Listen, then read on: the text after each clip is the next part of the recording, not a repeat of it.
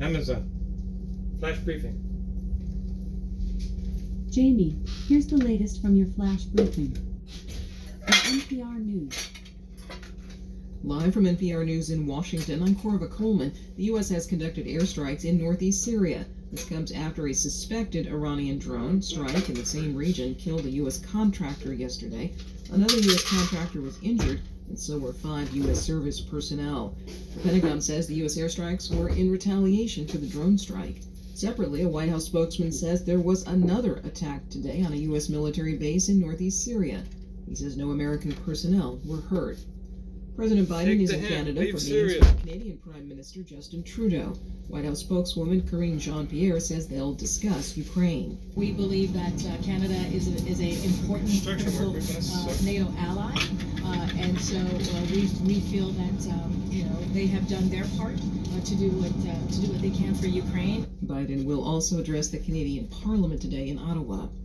A Pennsylvania woman has been sentenced to 3 years in prison for her involvement in the attack on the U.S. Capitol. Video from the insurrection shows Riley Williams guided other rioters to then Speaker Nancy Pelosi's office and called for a laptop to be stolen.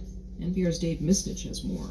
A jury convicted Riley Williams of 6 charges in November, including a felony count of civil disorder, but it deadlocked on 2 other counts, including aiding and abetting the theft of a laptop in Nancy Pelosi's office. The laptop remains unaccounted for. Defense attorneys argued Williams made her way to Washington with nothing but a cell phone in her fuzzy zebra bag and should only serve a year. Prosecutors sought more than 7 years, but Williams was ultimately sentenced to 3, with U.S. District Court Judge Amy Berman Jackson dismissing any notion that 23-year-old Williams was too immature to take responsibility. More than 1,000 people have been charged in connection to the January 6th riots, with more than 440 sentenced so far, according to an NPR analysis of related cases. Dave Mistich, NPR News. Stocks opened lower this morning as concern about the banking system continues to weigh on financial markets. NPR's Scott Horsley reports the Dow Jones Industrial Average fell nearly 140 points in early trading. Deutsche Bank is the latest source of worry to ripple through the banking sector. Germany's largest bank saw a steep drop in its stock price today. Investors are also paying more to buy insurance against a possible default by Deutsche Bank on its debts. The bank remains well capitalized and has turned a profit for 5 straight quarters. The prospect of slower economic growth is pushing crude oil prices lower. The Biden administration tried to put a floor under oil prices back in October when it promised to refill the Strategic Petroleum Reserve. But Energy Secretary Jennifer Granholm says that could take several years. Despite falling oil prices, the average price of gasoline was up overnight.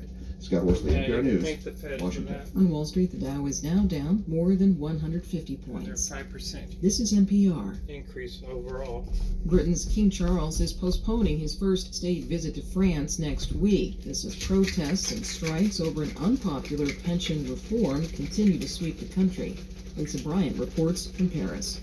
The French presidency says the decision was made during a call between President Emmanuel Macron and King Charles. It says the visit will be reorganized as soon as possible.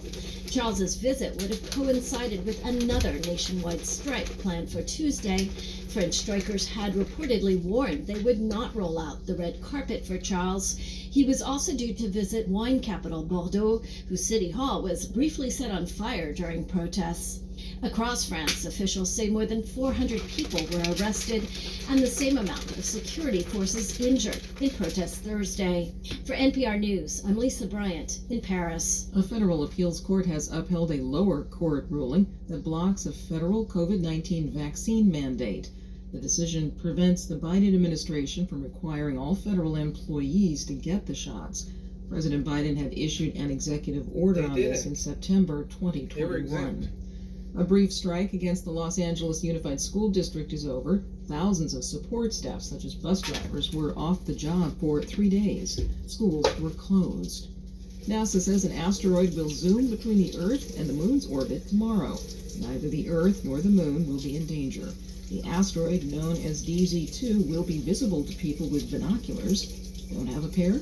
Watch online with the Virtual Telescope Project. This is NPR. Here at Planet Money, we bring Skip. In weather, Currently, in Seattle, it's 39 degrees Fahrenheit with cloudy skies. Today, you can expect rainy weather with a high of 48 degrees and a low of 35 degrees. That's all for your flash briefing. Oh, well, that's it today. All right, Amazon, tell us a joke. Amazon, tell us a joke. Did you hear about the ceiling fans that fell in love? They had a whirlwind romance.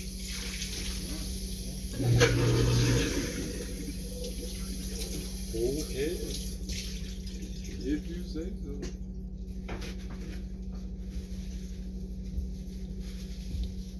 Have a nice weekend, everybody.